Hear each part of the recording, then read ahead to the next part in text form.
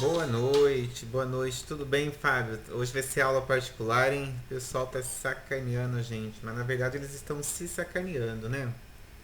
Mas deixa eles, depois eles assistem ou fique faltando, né? Vou aproveitar e. Acho que eu falei aula passada, não falei, mas essa semana agora é oficial mesmo. Ontem saiu a minha nomeação como juiz leigo.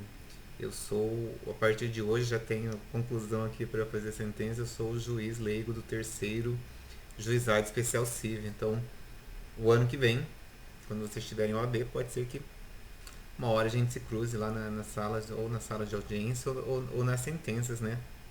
Eu fiquei muito feliz. Aquele teste seletivo que eu fiz em 2018, eu achei que nem fosse mais ser chamado.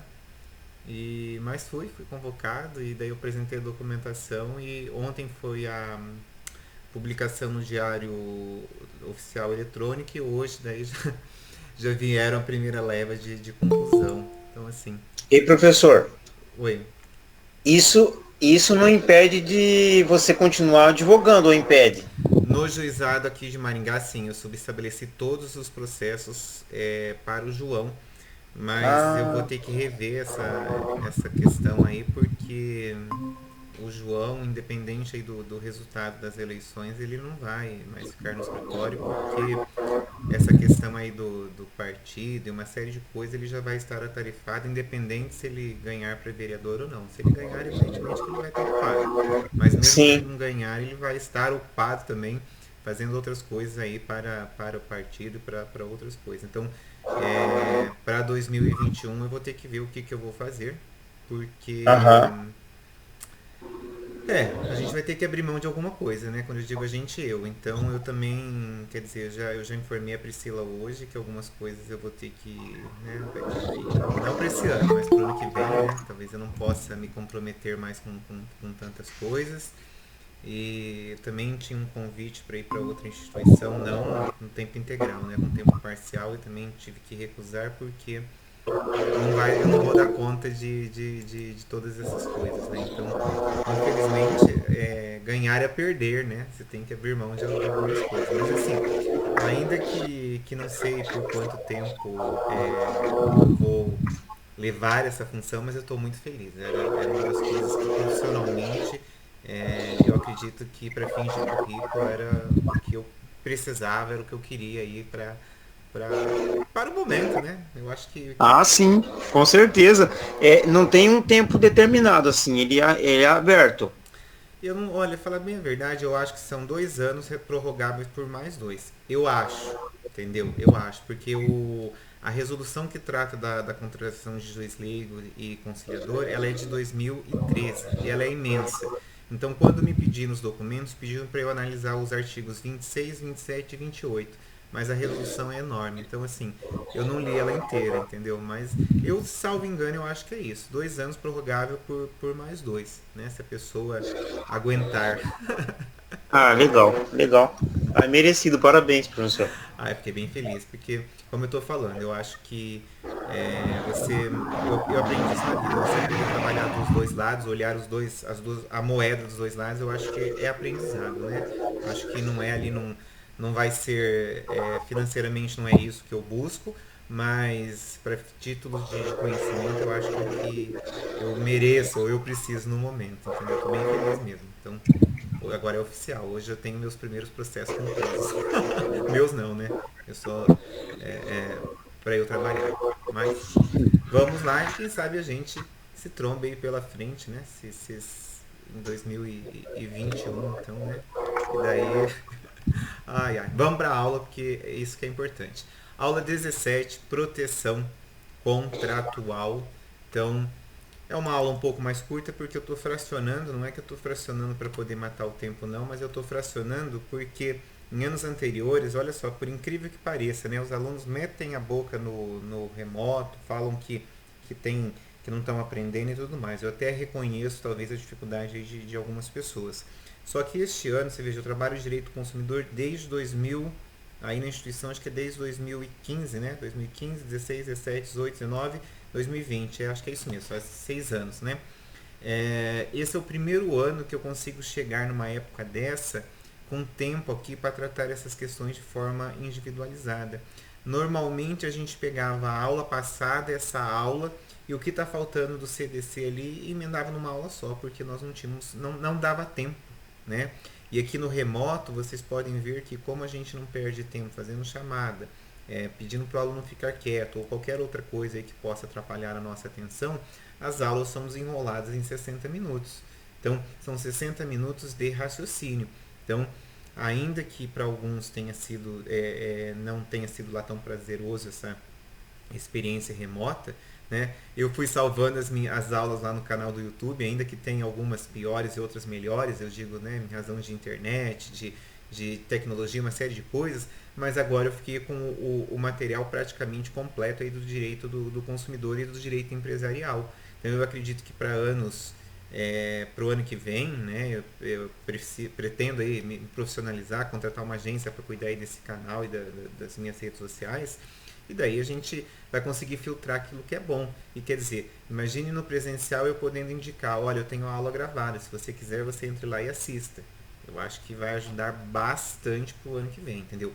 Não que para esse ano esteja ajudando, mas eu acabei, veja, não foi de propósito, mas instintivamente eu acabei ficando com todo esse material que eu acho que vai me ajudar os alunos, né, e me ajudar também pra caramba. Eu nem tanto porque não dá para mudar o presencial para o remoto, mas vai ajudar os alunos a estudarem, né? E aqui voltando à nossa conversa, que senão eu começo a falar igual candidato e não paro mais, né? E eu não sou candidato a nada. Questões preliminares, algumas questões aqui para que a gente possa iniciar a conversa. Hoje nós vamos tratar do artigo 46, 47, 48, 49 e 50. Fiquem tranquilos que é bem rapidinho. Na próxima aula nós vamos falar sobre as cláusulas nulas, né, a nulidade e as cláusulas abusivas, que eu acho que vai ficar numa aula só. E não sei não se não vai ter que dividir, porque são muitos incisos. E depois a gente termina com o contrato de adesão. Eu acho que vai ter que dividir, ó, porque o artigo 51, ele tem 16 incisos. Não vai dar para tratar tudo isso aqui numa aula só, concorda? Senão vocês morrem do outro lado. Então, com certeza eu vou tratar o 51 em uma aula e o 52, 53, que tem também vários incisos, em outra aula. Depois a gente trata o contrato de adesão, mas vai dar. Vamos terminar no tempo regular aqui da nossa conversa.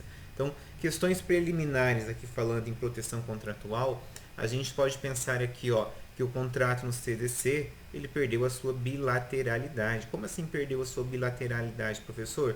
Lá no direito civil, nós temos duas partes que fazem o quê? Cada um coloca no contrato aquilo que seja a sua vontade, né? Desde que não seja contra a lei, mas você consegue estabelecer a vontade das partes. Aqui no direito do consumidor, na verdade, como nós estamos tratando ali, ó, do contrato de adesão, em que em razão da sociedade de consumo, da sociedade de massa, da revolução industrial e uma série de outras coisas que fizeram nós chegarmos exatamente no ponto que nós estamos, em que todo mundo faz uma série de relações de consumo, uma série de compras pela internet com a maior rapidez do mundo.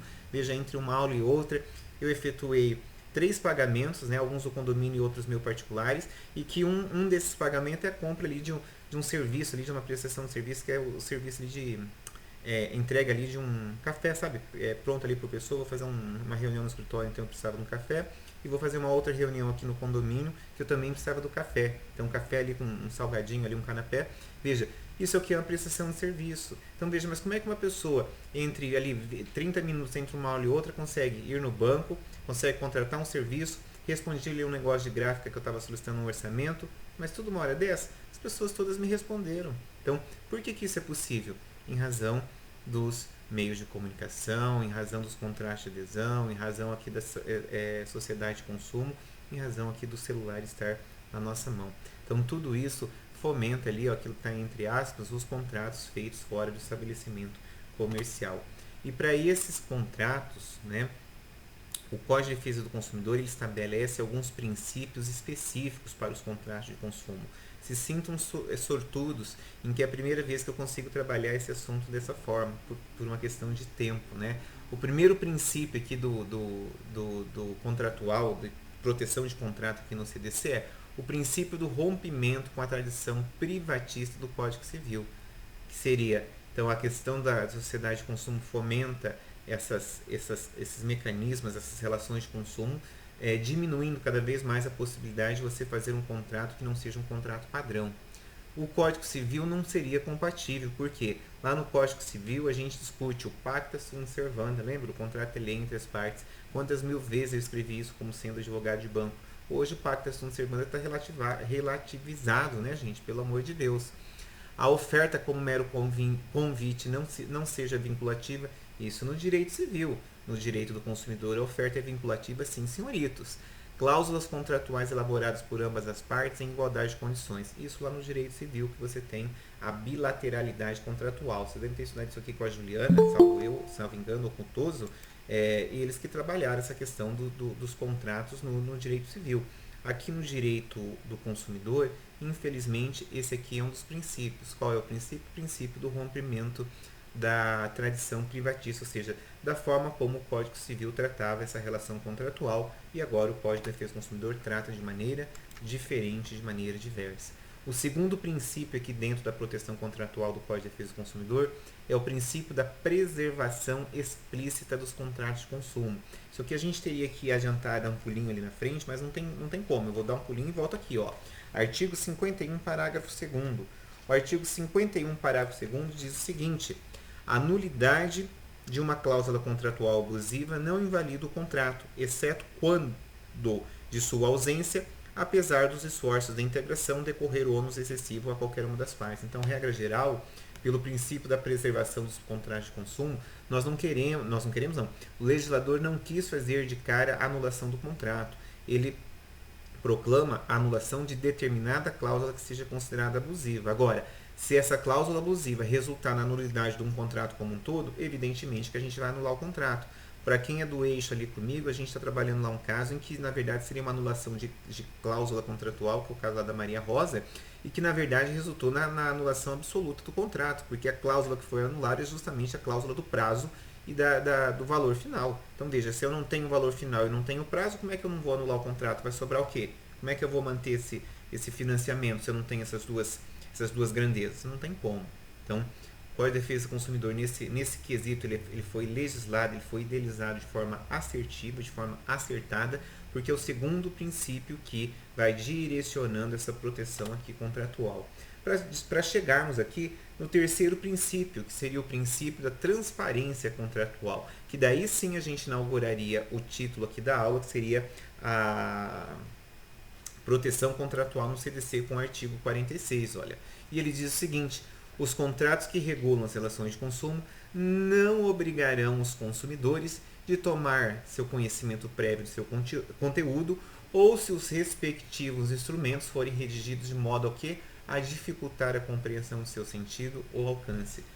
Transcrição literal do princípio da transparência, ou seja, se eu não permitir que o consumidor tome ciência do conteúdo do contrato, ou seja, que ele entenda aquilo que ele está contratando, esse contrato não vai obrigá-lo. E aqui, deixa eu ver se eu pus, que já não estou nem lembrado. Não pus, mas eu me lembro do que eu estava, de quando eu preparei a aula. Aqui nesse artigo 46, nós temos uma grande discussão doutrinária pelo seguinte, né? E aí eu vou ser honesto, eu vou ficar do lado do Bruno Miragem e da Cláudia Lima Marques. Por quê? Eles entendem que essa questão do artigo 46, do princípio da transparência contratual, ele tem que ser entendido também de acordo com a vulnerabilidade do consumidor. Não dá para você pegar um idoso, um senhor lá de 65, 70 anos, que seja analfabeto, e imaginar, porque ele sabe escrever ou sabe ler, né? Bom, se ele for analfabeto, ele não sabe ler, não sabe escrever, né? Mas digamos que ele não seja analfabeto, mas digamos que ele tenha o primário. Meu avô é vivo, tem 87 anos, estudou até o terceiro ano primário, terceiro do grupo, assim como era dito antigamente. Meu avô lê e escreve. Mas você acha que ele tem condições de saber o que é um juro composto? Não tem, né? O que é um juro capitalizado? Não dá. Então, alguns doutrinadores traçam um liame aqui muito interessante, eles tangenciam esse artigo 46 na discussão de que, olha, o que é tomar conhecimento prévio do seu conteúdo? Você me permitir ler seria a mesma coisa de você mandar eu ler uma bula de um remédio. Normalmente eu leio as bulas dos remédios que eu compro. E o que acontece? Nada, porque eu não entendo nada. Algumas vezes eu vou procurar no Google, outras vezes eu tenho uma amiga que é médica, eu mando foto para ela e pergunto, outras vezes eu fico com a dúvida e até acabo esquecendo ela. Por quê? Eu não tenho conhecimento na literatura médica. Então, mesma coisa as pessoas aqui quando nós estamos pensando em relação do consumo, em princípio da transparência contratual. Então, cuidado, porque eu acho que mais do que nunca agora eu vou vivenciar o outro lado da moeda, né? Mas assim, eu cansei de fazer alegações nas minhas ações dizendo que eu quero o contrato não vincula o consumidor porque ele não tomou conhecimento do seu conteúdo. E já faz acho que mais de um ano que eu venho batendo na tecla que a justiça, o judiciário está diferente nessa questão do direito do consumidor e exige prova das coisas. E agora, mais do que nunca, eu posso dizer para vocês que, num caso como esse, se você não fizer a prova, se você não trouxer a prova aos autos, mas o CDC é norma cogente de ordem pública. Eu concordo com vocês, meus queridos, mas para a gente fazer isso aqui como a gente gostaria, nós precisaríamos que do outro lado ali da mesa, o juiz ou até a turma recursal, tivesse um entendimento de 100% pró-consumidor. E a coisa não é bem assim, né? No direito, vocês sabem, não é uma ciência exata, é uma ciência do ramo das humanas e que tudo tem o seu entendimento. Se não fosse necessário a gente ter lei, nós termos uma série de proteção para o consumidor, não precisava nem ter código. Então, por aí você tira que esse artigo 46 é um bom argumento para você trazer uma petição, para você trazer uma linha de argumentação, mas argumentos sem provas simplesmente vão desembocar naquela velha indicação, artigo 3731 do CPC. Cabe ao autor trazer provas dos fatos constitutivos de seu direito. Então, vou julgar improcedente aqui o pedido, porque o consumidor não trouxe provas de que ele não tomou conhecimento prévio do conteúdo do contrato. Mas em razão da inversão do ônus da prova, o fornecedor tem que fazer essa prova. Gente, não é bem assim, né? A inversão do ônus da prova é com relação a provas que o consumidor seja difícil para ele fazer. Agora, como é que o fornecedor vai provar que o consumidor tomou ciência do conteúdo? Pela assinatura, né? Tem outra prova que o fornecedor possa fazer? Não tem. Agora, se não vier nos autos uma cópia assinada, aí complica a situação. Eu já tive, se eu não estou ficando doido da cabeça, eu tive um processo já no passado em que a gente acabou ganhando a nulidade, né? Acabou depois até fazendo um acordo, porque o banco não trazia a prova a cópia do contrato. Tá? Ele não tinha. Entendeu? Ele não tinha. Olha que interessante. Então essas coisas a gente tem que pensar e ver de que lado que a gente vai sair. Lembrando que precisamos ter provas. Com provas a gente vai onde vocês quiserem. Quarto princípio aqui da proteção contratual. Princípio da interpretação mais favorável ao consumidor. Então, o artigo 47 do CDC diz o seguinte: as cláusulas contratuais serão interpretadas de maneira mais favorável ao consumidor. Gente, eu vou dizer duas coisas para vocês, né? Eu tenho, agora, mês que vem eu faço, semana que vem, dia 3, eu faço 17 anos de juramento da OAB, né?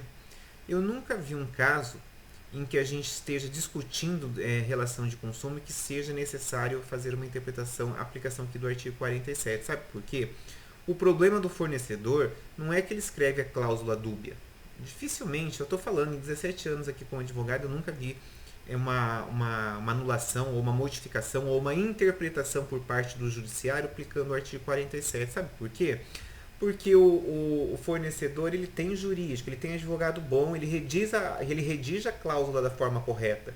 O problema não é a redação da cláusula, o problema é o direito que ele está retirando ali do consumidor. Então, como relação aqui de consumo num contrato de adesão, não estou me lembrado de uma interpretação ou de uma aplicação aqui de uma sentença ou de um acórdão que venha aplicar o artigo 47 exatamente da forma como está, né? Eu já vi outras discussões, quer dizer, é aquela coisa, né? O banco, quando vem fazer defesa em casos de revisional, ele diz que é a parte que não entendeu o contrato. Aí não é uma questão de aplicação do artigo 47, é uma questão daquilo que está escrito. Está entendendo? Então, de tempos em tempos, as coisas vêm, o direito os bons advogados vão fazendo novas teses, né? Eu já disse para vocês, não sei se já acompanharam, a gente já teve a discussão lá da TAC-TEB, né? Tarifa de abertura de cadastro, tarifa de emissão de boleto. Isso aí já virou império para alguns advogados há 10 anos atrás e hoje isso aí o STJ já pacificou. Então, vejam que as coisas, né, dentro aqui do direito, dentro da advocacia, são cíclicas. Então, eu não sei qual vai ser o próximo ciclo que nós vamos ingressar, que nós vamos começar, mas com certeza está por vir aí um ciclo pós-Covid, né? Quando eu digo um ciclo de direito. Então vocês que são formandos, abram bem os olhos e comecem a pensar e a pesquisar, porque logo vai vir uma onda aí de ações. Não sei do que, não sei para quê, mas vai ter. Que eu também pretendo acompanhar essa onda. Então não estou falando aqui mal não. Cumpre destacar que o artigo 423 do Código Civil traz o seguinte: quando houver no contrato de adesão cláusulas ambíguas ou contraditórias, dever-se-á adotar a interpretação mais favorável ao aderente. Então vejam que o Código Civil também traz aqui uma remissão, um paralelo entre o artigo 423, que é o do Código Civil, e o artigo 47, que é do Código de Defesa do Consumidor. Salvo engano, isso mesmo, eu fiz uma tabela para vocês. Olha, à minha esquerda está a interpretação mais favorável no Código Civil. À minha direita está a interpretação mais favorável no Código de Defesa do Consumidor. Então, à minha esquerda, a interpretação mais favorável ao Código Civil seria a questão do contrato de adesão. Já lá no direito do consumidor, qualquer contrato de consumo, não precisa ser necessariamente um contrato de adesão, pode ser um contrato redigido ali entre as partes, mas se for a relação de consumo, eu vou entender que eu vou fazer a interpretação melhor para o consumidor, não necessariamente só contratos de adesão. Depende de cláusulas ambíguas ou contraditórias. Esse é no direito civil. No direito do consumidor, independe de cláusulas ambíguas ou cláusulas contraditórias. Então, eu fiz uma tabela aqui como se fosse um paralelo para vocês, para ficar fácil aqui o seu raciocínio e o seu entendimento aqui nessa questão de cláusulas contratuais no CDC e cláusulas contratuais no Código de Defesa do Consumidor. Isso aqui é tranquilo, isso aqui você não vai tropeçar, com certeza vai acertar. Coloco aqui uma chargezinha, né? Cláusulas, a canetone e a pessoa ali para assinar o contrato, né? Para assinar o contrato ela vai ser pega na armadilha. Isso que é mais ou menos assim mesmo que a coisa acontece, né?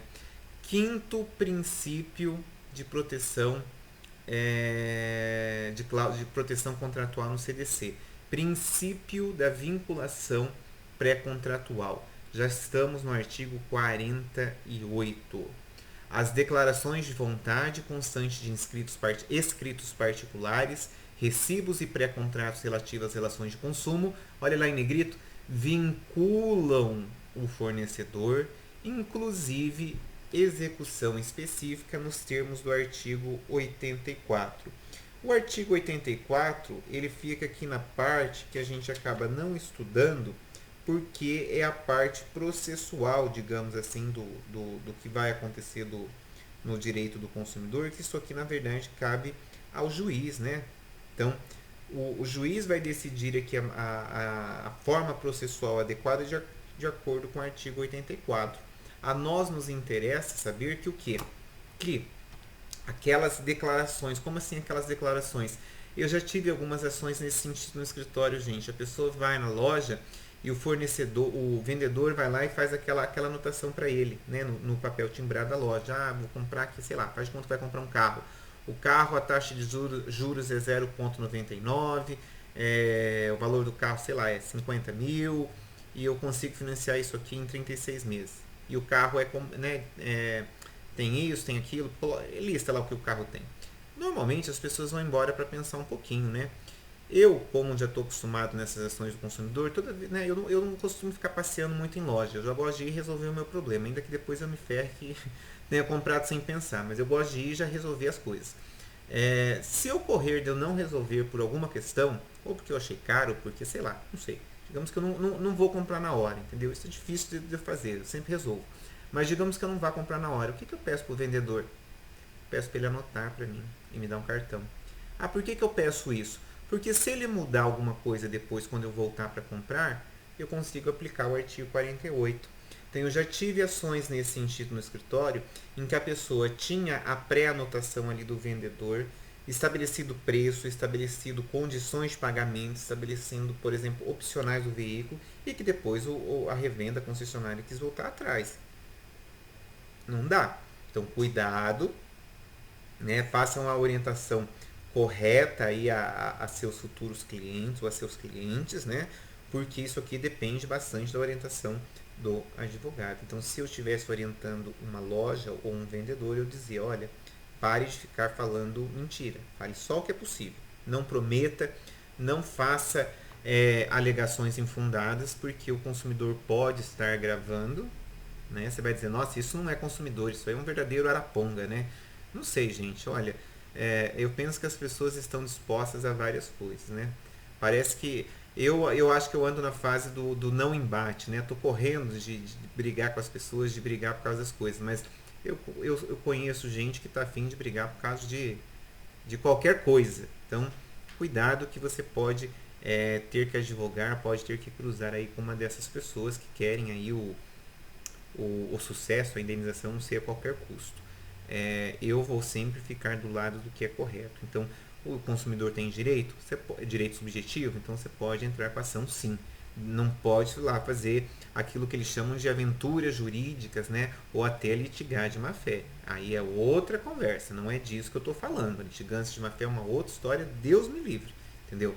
Não é isso. Nós estamos pensando aqui em ter uma tese de discussão, em você conseguir alinhavar os fatos ao direito do consumidor e deduzir ali um pedido que seja objetivo, né, que possa liquidar ali em algum valor, ali em alguma coisa, né, porque também se você for ficar fazendo pedido para não ganhar, então, né, não é para ser improcedente, pedido impossível, né, aí não tem como, aí vai ficar bem difícil, coitado do juiz que vai ter que julgar as suas coisas. Então esse é o quinto princípio, compras feitas fora do estabelecimento. Então agora a gente vai chegar no artigo que desde fevereiro eu estou buzinando na cabeça de vocês, que é o artigo 49, gente.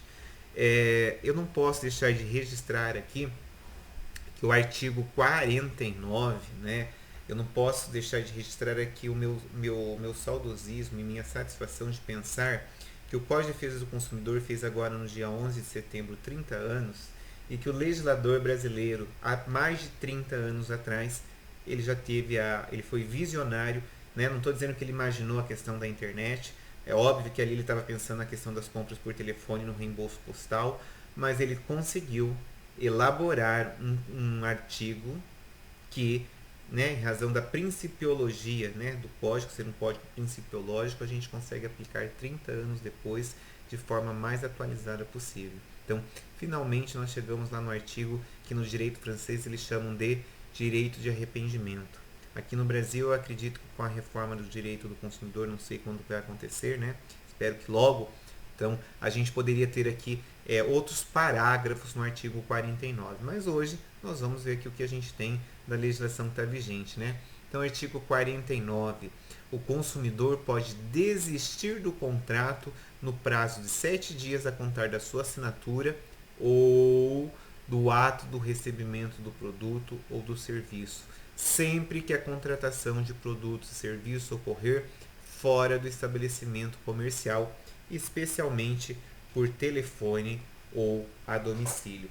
E aqui eu elenquei, né, esse aqui é a transcrição do artigo 49, eu elenquei alguns questionamentos, eu linkei, né, alguns questionamentos que eu acho que são plausíveis aqui para a gente analisar rapidamente o artigo 49. Olha, devia ter numerado, né? Primeiro ali, ó, as compras pela internet poderão gozar do prazo de arrependimento, sendo o rol do artigo 49 exemplificativo. Se você não viu, ó, aqui no artigo 49 ele fala por telefone ou a domicílio. Onde que a internet está escrito aí? Não está. Então vejam que embora seja um rol, não é um rol taxativo, é um rol exemplificativo, concorda? Então eu consigo colocar aí as compras pela internet também, né? Não vou dizer que isso aí já não foi objeto de discussão no passado, mas hoje não se discute mais. Por favor, não queimem a cara. 2. Qual o fundamento do prazo de 7 dias para o consumidor arrepender-se? Gente, olha, eu fui buscar na doutrina, eu vi cada coisa interessante, né? 7 dias, se você não já esqueceu, é uma semana. Então, eles se basearam lá no direito francês para pensar o seguinte: poxa vida, em um quarto do mês, né, então em uma semana, se a pessoa tiver que ter consciência de uma compra mal feita que ela esteja fazendo, já é o possível. Eu não sei vocês, eu não sei se sou eu que sou muito consumista e compro as coisas no impulso, mas normalmente, né, a menos que eu queira muito a coisa, tem coisas que eu quero, que eu não quero nem saber se eu gostei ou não gostei, mas eu queria aquilo, mas tem coisas que eu compro por impulso. E essas que eu compro por impulso, ou vontade de devolver que eu tenho, né? Se for coisa que não, sei lá, que eu acho que realmente eu não vou ter onde pôr, eu devolvo. Então, para mim não precisa 7 dias não, para mim alguns minutos, né, depois que passou o cartão de crédito eu fico pensando, eita, não devia ter comprado, né? Então assim, tem dias que eu até deixo o cartão de crédito aqui no sofá para eu nem ter que levantar, mas esse é um costume. Ó, hoje ele tá até aqui, quer ver, ó onde tá ele? Tá aqui do meu lado que eu tava olhando umas coisas. Então assim, isso é um costume de brasileiro, isso é muito ruim. Então, vejam, eu devolvo. Se não der certo, se eu achar que não era o que eu queria, né? Eu compro várias coisas lá pelo Mercado Livre, devolvo. O mais chato é ter que ir lá no correio levar as coisas. Mas tem um correio aqui pertinho da minha casa, aqui na Mauá, né? Ali do lado do Abaneiro. Eu vou. Então, esse prazo, 7 dias, pensa-se que, né? Se você não se arrependeu, se você não explicitou esse prazo aí de 7 dias, paciência, vai casar com os produtos. Terceiro ali, questionamento, que eu devia ter posto enumerado para ficar mais fácil vocês entenderem. Nas compras, esse aqui é bom, nas compras efetuadas dentro do estabelecimento, podem os consumidores utilizar do tal prazo de forma analógica? Se sim, em qual situação? Então, essa questão ela propõe a seguinte análise. Veja, já aconteceu isso comigo. Você vai na loja e a loja não tem o produto que você quer comprar. Né? Então, digamos que eu tenha ido lá sei lá, vamos pegar uma coisa mais fácil. Fui na loja e queria comprar um celular. Né? Chegou lá, várias lojas não tem todos os modelos de celular para você escolher. Né? Digamos que daí ele mostrou para mim na tela lá aí no computador, mas da loja, né? E eu efetuei a compra. Eu poderia estender o artigo 49 de forma analógica a uma situação como essa? Sim ou não? Sim ou não? Então, essa é uma possibilidade de discussão, sim. Né? Essa aula está baseada no livro do Fabrício Bolzan de Almeida, que é o procurador do Distrito Federal, e ele cita justamente como referência o Bruno Miragem e a Cláudia Lima Marques nessas passagens aqui da proteção contratual. Por quê? Porque essa questão de você estar na loja fazendo uma compra sem ver o produto, por analogia, devia se aplicar sim o artigo 49. Essa é a tese de discussão deles. Eu nunca vi uma ação dessa na prática. Não estou dizendo que é difícil montar. A ação montar é moleza. Mas eu quero ver como é que você vai convencer um juiz de que essa compra foi feita nesse formato. Entenderam onde é que eu estou pensando? Eu estou pensando em como você vai fazer a prova, porque a nota fiscal vai sair que você comprou no estabelecimento, você vai dizer que teve lá, mas não viu o produto. Entenderam onde eu quero chegar? Então, num caso como esse, eu hoje, isso aí, essa aula, eu acho que eu arrumei ela ontem, né? De ontem para hoje eu não tive muito tempo para, como diz o outro, tempo ocioso para ficar pensando no assunto, mas isso aí, toda hora que eu tenho um tempinho, eu lembro dessa história da compra no estabelecimento feito pelo computador. Eu acho que isso aí teria que fazer uma prova. Você vai dizer prova testemunhal? Depende da testemunha, vai ser informante, não tem como, às vezes, né? Não sei, gente, teria que pensar, hein? Teria que ter feito uma gravação, né? Não sei. Eu não sei de que forma a gente poderia fazer essa prova de uma forma robusta. Mas, se você não fizer essa prova, o juiz vai dizer, meras ilações, né? Então, alegações sem provas a gente não considera aqui no direito. Essa eu achei uma boa discussão. Eu não estou lembrado aqui de alguma coisa específica, mas eu comprei várias coisas nesse formato. Quando eu digo várias coisas, você vai na loja, às vezes eles não têm todo o catálogo lá para você ver, não tem todo o showroom.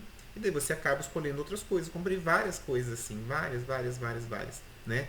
E não vou mentir, tem coisas que hora que chegou não deu muito certo, né? Umas deu para devolver, outras, né? Ficou aí sobrando, né? Mas a discussão seria essa que eu estou propondo para vocês. Isso aqui é uma boa pergunta, hein? Não esqueçam disso aí para a prova e ver bem o que eu estou falando com relação à possibilidade de raciocínio aqui nessa questão. Questão 4, para a gente ir embora daqui a pouco. O prazo de arrependimento pode ser convencionado em períodos diferentes do período legal? Qual que é o período legal? 7 dias. Eu posso convencionar um prazo diferente? Essa é uma questão boa para a prova também. Eles nem estão, eles ligam o computador e vão embora, né? Vocês. Veja, vocês não precisam assistir minha aula, vocês têm que aprender. Minha aula, a presença é o de menos, a presença está liberada pelo decreto estadual. Veja, eu não posso diminuir, eu posso diminuir para 5 dias? Não posso, Isabela, sabe por quê? Porque, de acordo com o artigo 1º, o Código de Defesa do Consumidor são normas cogentes e de ordem pública. Então, eu não posso caçar direito aqui do consumidor, que é direito assegurado pela lei. Então, se a lei assegura 7 dias, eu não posso convencionar 5 dias. Posso convencionar 10? Pergunta da prova. Se eu não esquecer, é isso que eu vou colocar. Parabéns, João. Um prazo maior do que a lei acaba sendo resguardando como prazo mínimo, eu posso. Então, eu posso colocar 10 dias. Eu não posso colocar 5. Ah, por quê? Qual é o fundamento que eu não posso fazer um prazo menor? Eu não posso, porque o artigo 1º me diz que toda a legislação do direito do consumidor é ordem pública e interesse social. Então, eu não posso tirar aqui direitos que ele tenha conquistado ao longo aqui da lei. Então, isso aqui, duas perguntas muito boas, que se eu me lembrar, é elas que vai voltar lá na prova para vocês. Última questão, eu acho que deve... Deixa eu ver uma coisa. Nossa, ainda tem parágrafo 1. Última questão desse slide. A devolução dos valores pagos em razão do exercício do direito de arrependimento pelo consumidor não gera prejuízo infundado ao fornecedor e enriquecimento ilícito ao vulnerável, ou seja, eu vou lá e compro uma geladeira pela internet. A geladeira chega aqui em casa, eu olho para a cara dela e fico pensando, não gostei dela, ela parecia maior no encarte. Isso já aconteceu uma vez comigo, mas eu não devolvi, acabei ficando com ela, mas faz tempo isso. O que acontece? Se eu devolver essa geladeira, pelo Código de Defesa do Consumidor, a embalagem, os custos de transporte, tudo mais não é por minha conta. Ah, por que não é por minha conta? Porque isso aí é risco do negócio. Você não quer vender pela internet você não precisa pagar a luz do showroom, você não precisa pagar o vendedor, você não precisa pagar o aluguel. Então, como seu lucro teoricamente é maior, você tem que arcar com os custos aqui de possíveis prejuízos. Tá, e isso não seria enriquecimento ilícito por parte do vulnerável, que eu fico escolhendo as coisas do que eu quero? Não, gente, não, nós estamos realmente protegendo. É só você olhar quantas coisas você compra e quantas coisas você devolve. Mesmo eu que estou aqui me exemplificando que eu devolvo bastante coisas, mas eu não devolvo nem 10% do que eu compro, porque hoje praticamente a gente compra quase que tudo pela internet. Não sei vocês, mas eu compro, eu não tenho medo não. Não tenho. Ah, porque vai clonar seu cartão, deixa clonar, se clonar depois a gente processa, não tem problema não. Não tenho medo dessas coisas, entendeu? Compro mesmo. Quando eu devolvo porque não deu certo. Esses dias semana passada eu comprei, acho que eram 2 bermudas e acho que uma regata da Adidas. O site da Adidas é metade do valor da loja e é os mesmos produtos, entendeu? E como meu corpo mudou de tamanho um pouquinho, eu comprei o número menor que eu achei que ia dar certo. Olha, vou falar a verdade. Deu certo essa semana, né? Mas a hora que se eu crescer um pouquinho, né? No linguajar correto, se eu engordar um pouquinho, eu já não entro naquela bermuda. Então assim, tá vendo? Se fosse na loja eu ia trocar. Aqui lá eu teria que devolver. Mas aí como eu comprei mais coisas, eu fiquei com preguiça. Não, eu não tô com pança não, eu tô com gominho. Tô malhando todo dia. Então a compra pela internet é esse que é o problema, né? Nem sempre... Ai meu Deus do céu. É verdade, mas vamos que nós estamos acabando, né? Vocês têm mais interesse de acabar até do que eu. Tô de boa, tô na minha casa. Ah, você fala também. Mas é minha última aula, né? Não, amanhã ainda tem aula. Amanhã ainda tem aula e ainda sexta tem um negócio lá do NPJ, sábado tem aula na pós. Então, parágrafo único. Deixa eu ver uma coisa. Ah, tenho 50 ainda. Deixa, por que eu tô com pressa? Parágrafo único. Se o consumidor exercitar o seu direito de arrependimento previsto nesse artigo, os valores eventualmente pagos a qualquer título durante o prazo de reflexão serão devolvidos de imediato, monetariamente atualizado. Aqui o pessoal discute muito aquela coisa, né? Eu comprei no cartão de crédito, eu quero meu dinheiro de volta agora. Não é bem assim. É o seu dinheiro de volta de acordo com os meios que você comprou. Né? Então, se você comprou em 10 vezes, seu cartão vai processar ali o cancelamento e vai acreditar como crédito. Né? Ele não vai devolver o dinheiro para vocês. Então, cuidado com isso. Eu já tive algumas ações que a pessoa faz a compra e depois o que acontece? Ela paga pelo boleto e fala, Isabela, e ela na loja.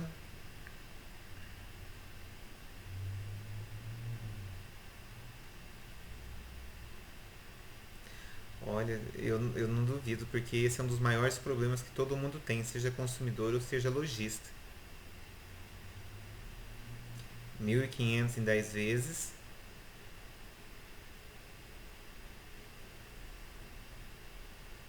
E daí a pessoa cancelou a compra. E daí como é que vocês fazem? A pessoa fica lá gritando. Eu já atendi gente com esse pedido. Eu falo, não dá, não tem como. Só que eu também já atendi gente que pagou no boleto e exatamente. Então assim, é uma situação complicada, né? Eu particularmente, graças a Deus, não lido no comércio porque eu não tenho muita paciência com as pessoas, entendeu? A pessoa que já se dá uma de louco, já fica com vontade de dar uma de louco do outro lado também. Então eu não lido, não gosto desse tipo de coisa, mas assim, muita gente me manda mensagem, muita gente me liga perguntando se dá para entrar com a ação. E em razão do Covid, que a gente acaba resolvendo hoje tudo por WhatsApp, eu já digo, dá ou não dá. Né? Então em 2021, né, 2020 foi um ano ruim de ação, vamos ver em 2021 o que a gente vai fazer. E agora de verdade, agora é o último artigo para terminar aqui a conversa dessa quarta-feira, né, não chuvosa, né, marcou chuva, mas não choveu. Artigo 50. Esse aqui é a cereja do bolo, gente. Eu sei que vocês já devem até conhecer esse artigo, mas assim, não dá para se formar sem falar que não ouviu o Juliano falando dele, né?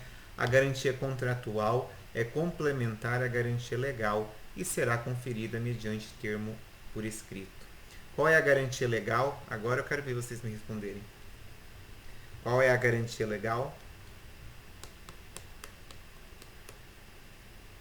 Vamos, Fábio, Isabela, Marlon, João.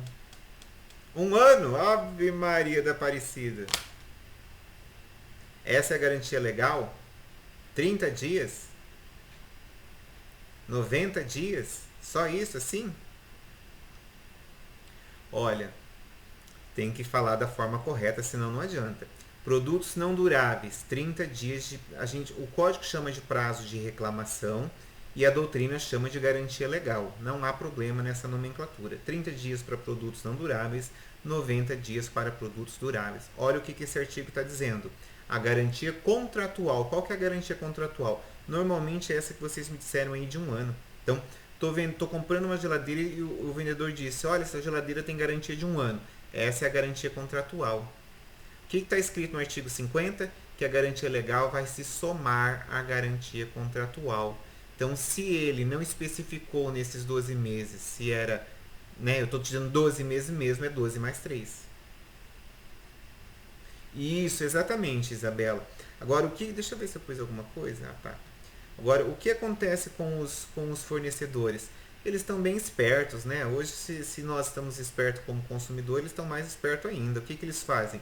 Eles dizem que é 12 meses, mas quando você vai ler o termo de garantia, está escrito 9 meses de garantia contratual e 3 meses de garantia total, 3 meses de garantia legal, totalizando um total de 12 meses de garantia. Então, antes de gritar e falar que o Juliano falou outra coisa, você queimar a cara lá na loja, entre no site, a garantia sempre vai estar ali dentro da caixa, vai ter no site do produto, entre e verifica se tem essa explicação. 9 meses mais 90 dias, que dá 12 meses. Se não houver, se ele estiver dizendo que você tem 12 meses de garantia contratual, na verdade você tem 12 mais 3. Isso aqui é um grande filão. Quando eu digo é um grande filão que os consumidores não sabem disso, acho que só o Procon que explica isso, consumidor.gov e professor de direito do consumidor, concorda? Isso aqui é uma coisa muito específica, normalmente é uma ótima sacada, isso aqui. Olha, por quê? Quando você entra em contato na assistência técnica e seu produto já tem... Aí eu vou te fazer uma pergunta melhor. Quem vai primeiro? Os 12 meses ou os 3 meses na hora da discussão? Quem termina primeiro? Os 12 meses de garantia contratual ou os 90 dias de garantia legal? Os 12, né, Marlon? Sabe por quê? Porque do primeiro dia que você comprou até o final do 12º mês, o fornecedor ele não discute com você. Se você levar lá o seu celular com problema, seja onde for, desde que não seja culpa exclusiva do consumidor, ele vai consertar para você. Leva o mesmo celular com 14 meses da compra para você ver. Que o cara, eu já cansei de ver isso. O que o cara vai te responder? Seu celular está fora da garantia. E ele não está errado. O seu celular está fora da garantia mesmo. A questão é que você tem mais 90 dias para reclamar, chamada de garantia legal. É claro, veja, eu vou dizer uma coisa para vocês. Eu sei que vocês são inteligentes e não vão passar por isso, mas não custa eu falar, né? Tem certas coisas que você não tem que bater boca. Então você não precisa bater boca com o cara da assistência, né? Porque ele vai dizer que ele não vai consertar o seu aparelho. Fala, então tá bom, deixa eu documentar. Faça um videozinho, grave, pega a nota ali de devolução, né? Reclamação no Procon ou consumidor.gov, dependendo do tamanho do seu fornecedor, ação na justiça, gente. Então assim, não fique batendo boca com caixa de mercado, esse tipo de coisa, porque a pessoa não tem instrução, a pessoa não sabe o que está falando. Se você sabe, melhor para você, né? Documente o que você vai precisar, vai embora, depois você toma as suas providências, entendeu? Eu não discuto em lugar nenhum. Ah, mas por que você não discute?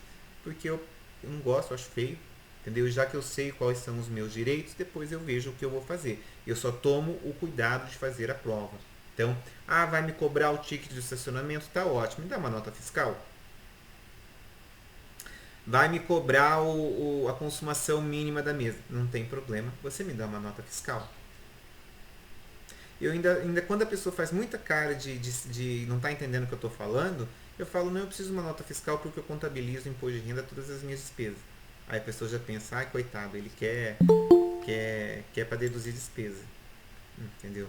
Então, né, eu tenho o hábito que depois que me ensinaram esse negócio da nuvem, né, eu tenho lá uma pasta na nuvem que eu salvo como nota fiscal. Então tudo que eu compro eu levo lá para o escritório e peço lá para minha secretária pegar e ela já até sabe lá onde que é para pôr. Eu tenho uma pasta gigante escrito notas fiscais. Nossa, tudo que eu precisar tá lá. Sabe por quê? É difícil você ficar guardando as coisas, né? Senão você fica enchendo as gavetas de casa de papel e depois tudo some. Então, eu adotei esse hábito. Eu escaneio todas as notas fiscais, né? Não estou falando nota de mercado, mas estou falando nota de produto. Produto, roupa, o que eu comprar que eu achar que eu possa precisar da nota, eu escaneio a nota e guardo lá por uma questão de garantia. Entendeu? E assim, vão por mim que vocês não vão errar. Deixe as coisas certinhas, se resguardem do seu direito, né?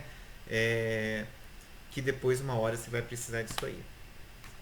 E aí, para realmente terminar, olha que eu falei que a aula ia acabar mais cedo e não acabou coisa nenhuma, né? O que seria a garantia estendida?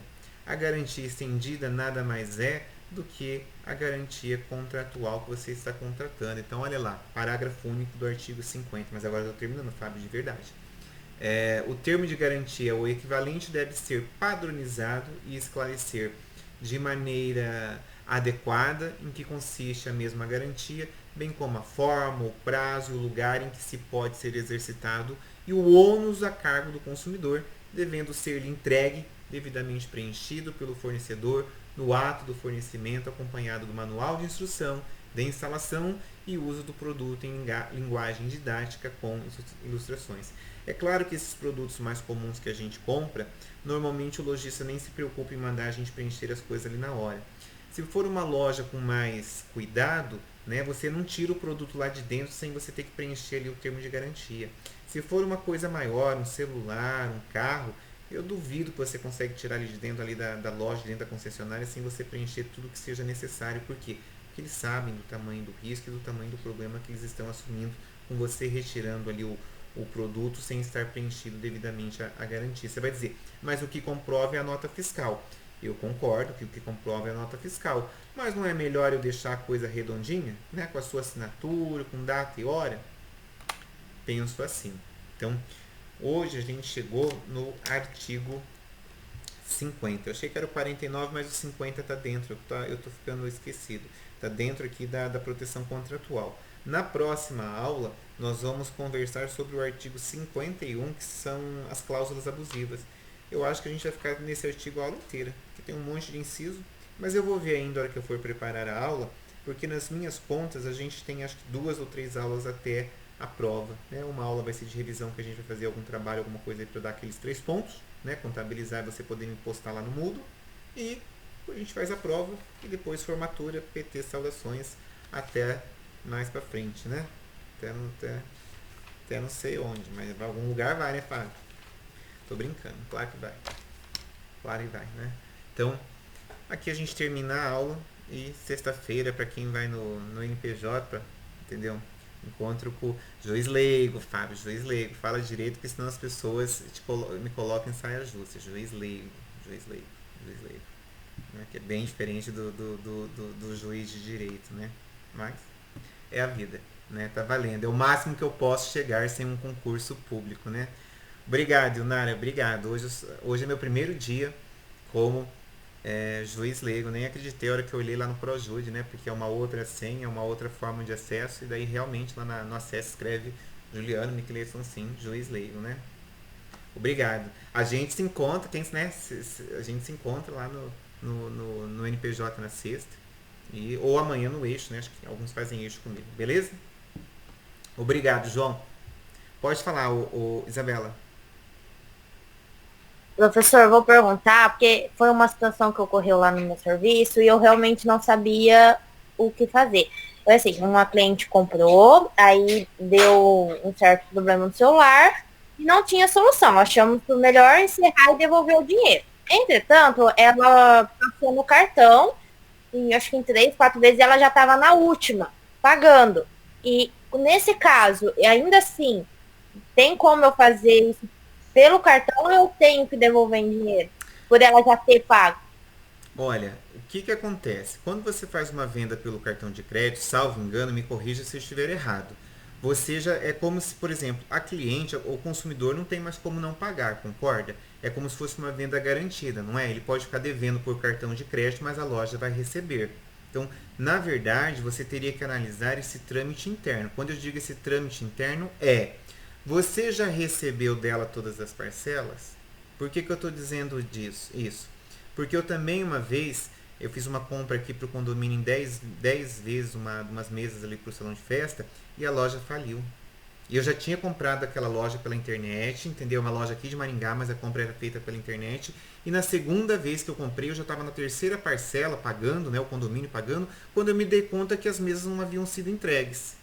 Eu consegui cancelar e estornar todo o valor de volta para o meu cartão. Agora vamos pegar aí no seu caso. Se você vai lá e devolve o dinheiro na íntegra para a mulher e a mulher consegue no cartão de crédito fazer o estorno da última parcela, quem que vai perder? Você.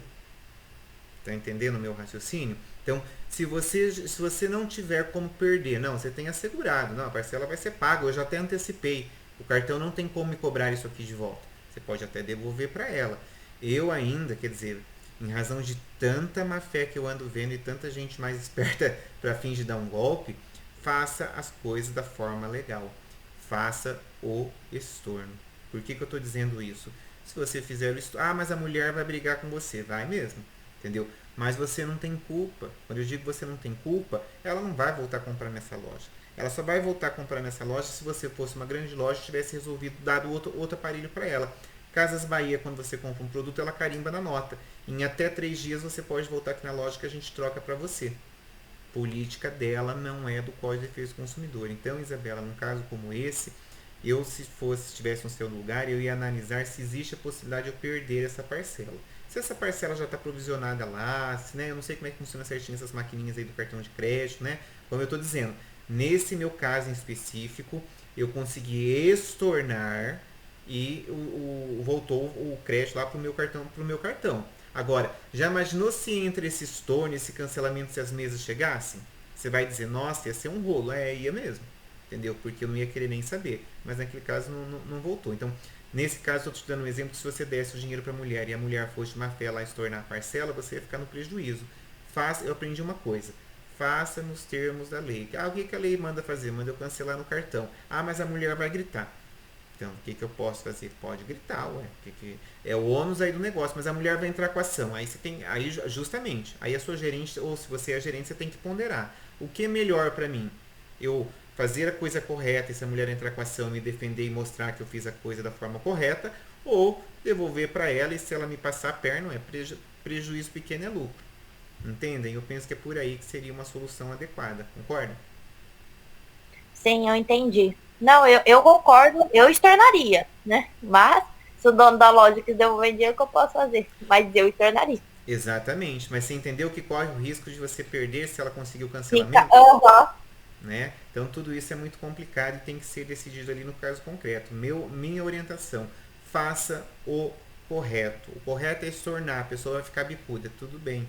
Não coloque aí em risco o seu cargo ou qualquer outra coisa nesse sentido por querer ajudar o consumidor. Se for política da loja, você faz. Se for política sua, tome cuidado, que às vezes a sua política não é a melhor possível, né? Então, conselho de um bobo. E até sexta, até amanhã para quem está no eixo, combinado? Tchau, tudo de bom, bom final de semana. Até amanhã, ou até sexta, ou até quarta, né? Olha quanto até, é muito até, hein? Já já sube essa aula pro canal do YouTube.